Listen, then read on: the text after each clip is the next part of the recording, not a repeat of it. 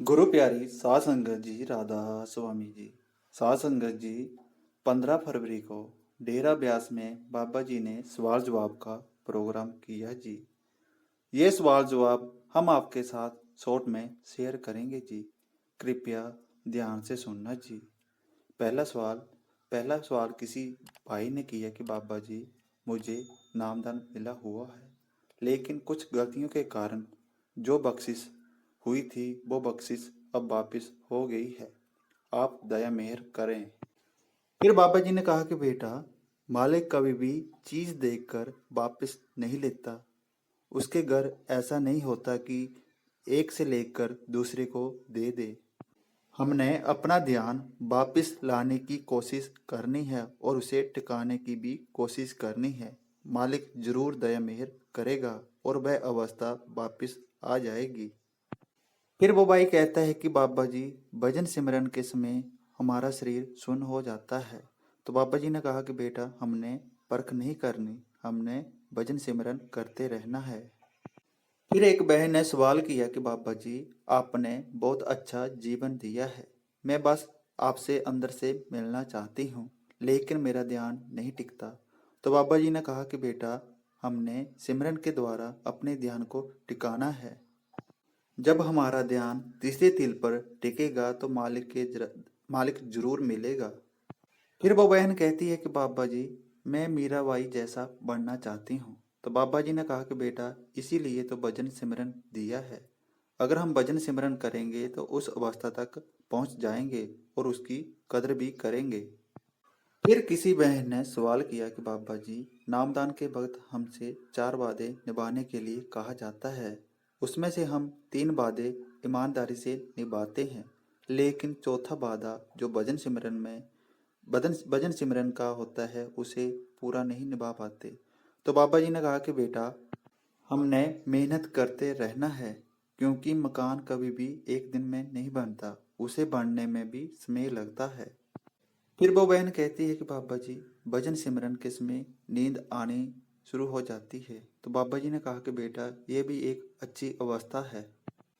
फिर वो बहन कहती है कि बाबा जी, हमारे घर में एक ऐसी रूह थी जिसे नामदान नहीं मिला, लेकिन वो चली गई, क्या उसे अब ऐसे ही भटकना पड़ेगा?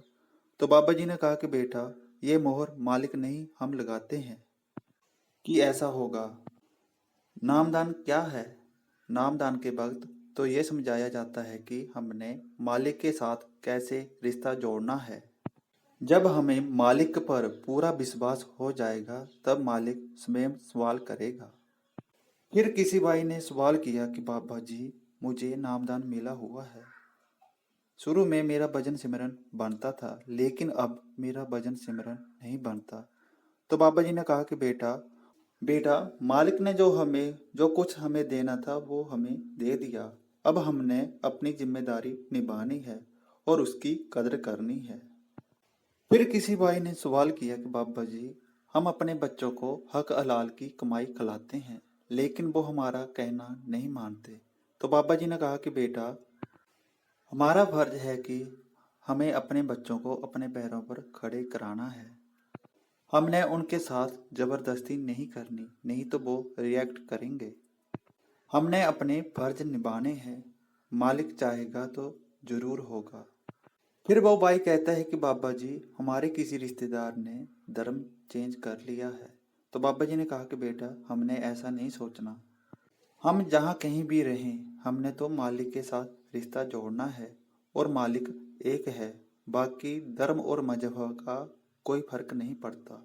फिर किसी भाई ने सवाल किया कि बाबा जी, हमने मालिक के साथ रिश्ता जोड़ना है, लेकिन मालिक के साथ निस्वार्थ प्यार कैसे करें? तो बाबा जी ने कहा कि बेटा, हमने ये सोचना है कि हमारा वजूद क्या है और मालिक की क्या हस्ती है।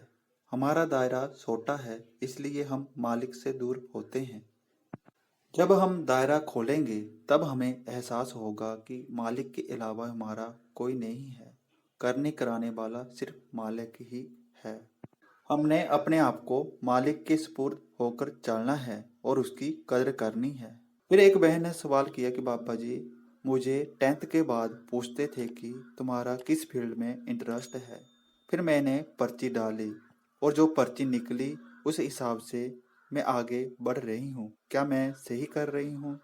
तो बाबा जी ने कहा कि बेटा, जब शादी होगी तब भी पर्ची ही डालना। ये सुनकर संगत बहुत ही ज्यादा हंसी। फिर वो बहन कहती है कि बाबा जी, मेरी उम्र नामदान की हो गई है, क्या मैं अभी नामदान लूं या शादी के बाद लूं? तो बाबा जी ने कहा कि बेटा, मेरी तो छुट्टी हो गई है, नामदान के लिए आप हुजूर जी से पूछो। फिर वो बहन कहती है, हुजूर जी नामदान की बख्शिश कर देना। तो हुजूर जी ने स्माइल करके सिर हिलाया, ठीक है। फिर एक भाई ने सवाल किया कि बाबा जी, जब हम काम करते हैं तो कई बार हमारे साथ गलत हो जाता है, तो हमें क्या करना चाहिए?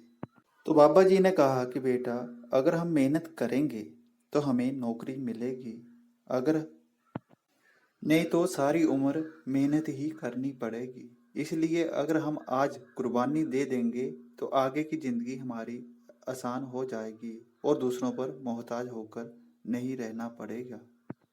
फिर किसी बहन ने कहा कि बाबा जी, सत्संग में यही कहा जाता है कि सब काम छोड़कर हमें भजन सिमरन करना चाहिए। तो बाबा जी ने कहा कि बेटा, तुझे क्या लगता है कि सब कुछ बाबा ही करेगा? बेटा, इंसान जो कुछ भी करता है अपने हित के लिए ही करता है। फिर वो बहन कहती है कि बाबा जी, हमें भजन सिमरन में कोई प्रॉब्लम आती है तो हमें किससे पूछना चाहिए? तो बाबा जी ने कहा कि बेटा, सत्संग घर में किसी बुजुर्ग व्यक्ति से पूछ लेना चाहिए, वो आपको आपका जवाब दे देंगे। फिर किसी बाई ने कहा कि बाबा जी, हम आपके नालायक बच्चे हैं। तो बाबा जी ने कहा कि नालायक बच्चे क्या मेरे पल्ले ही पड़ने थे? ये सुनकर संगत हंसी।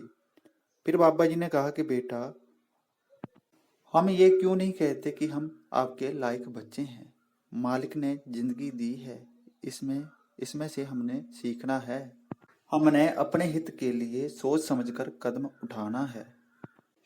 फिर किसी बहन ने सवाल किया कि बाबा जी, मेरे साथ सब लड़ाई करते हैं। तो बाबा जी ने कहा कि बेटा, जब तेरे साथ लड़ते होंगे तब तू मीराबाई बन जाती होगी, और जब तू उनके साथ लड़ती होगी तो झांसी की रानी बन जाती होगी। यह सुनकर संगत बहुत ही ज्यादा हंसी। फिर बाबा जी ने कहा कि बेटा, जो काम प्रेम प्यार से हो सकता है वो लड़ाई के साथ नहीं होगा। अगर हम किसी के साथ लड़ाई करेंगे तो हमारे मन की शांति जाएगी। इसलिए हमने प्रेम प्यार के साथ रहना है। फिर किसी भाई ने सवाल किया कि बाबा जी, हम किसी का बुरा नहीं करते, लेकिन हमारे साथ ही बुरा क्यों होता है? तो बाबा जी ने कहा कि बेटा, कोई भी किसी का बुरा नहीं कर सकता। हमें जो दुख सुख आते हैं वो हमारे कर्मों के ही कारण आते हैं।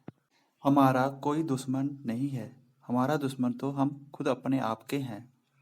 इसलिए हमने सोच समझकर ही कर्म करने हैं, क्योंकि भुगतान भी हमने ही देना है।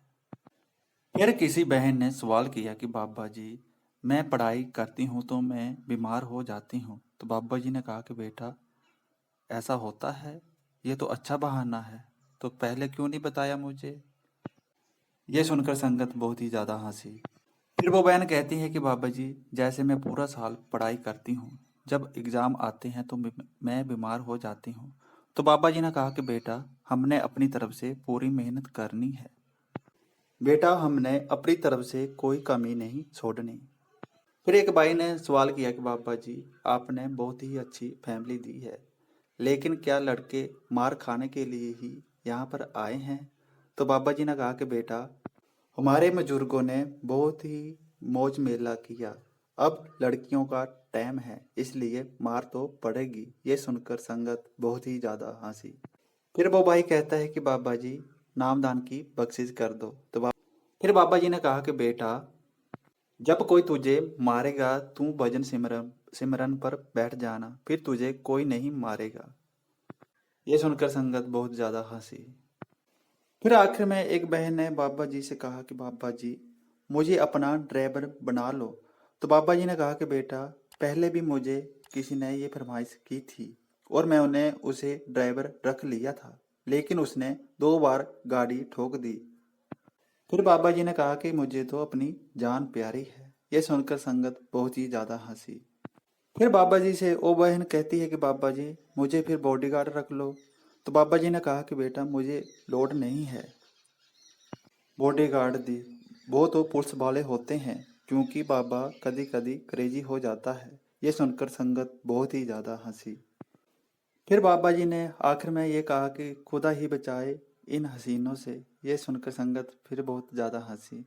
तो साथ संगत जी, ये थे 15 फरवरी के सवाल जवाब जो हमने आपके साथ शॉर्ट में शेयर किए। आशा करता हूँ कि आपको अच्छे लगे होंगे। हमारे वीडियो को लाइक और शेयर जरूर करें जी।